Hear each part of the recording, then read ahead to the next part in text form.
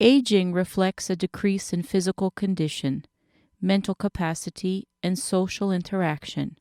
Decreases in physical condition can cause consequences such as falls and fractures. Physical ability and agility has an important relevance in preventing falls and improves independence in older people. Agility involves whole body movement with a change of direction in response to a stimulus. Agility training might enable an integrative training comprise perception and decision-making as anticipation, change of direction, an example, stops and turns, neuromuscular and cardiovascular capacities.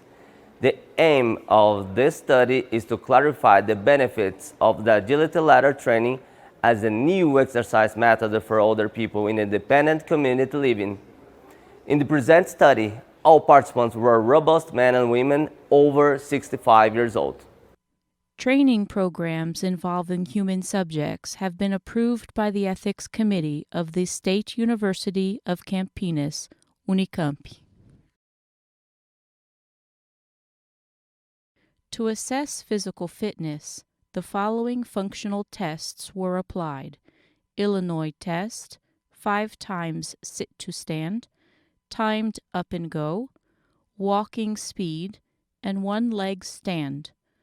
All tests were applied in both periods of pre-training and post-training over 14 weeks. Illinois test. The Illinois course is marked by 4 center cones, spaced 3.3 meters apart, with the 4 corner cones positioned 2.5 meters from the center cones, constructing a rectangle of 10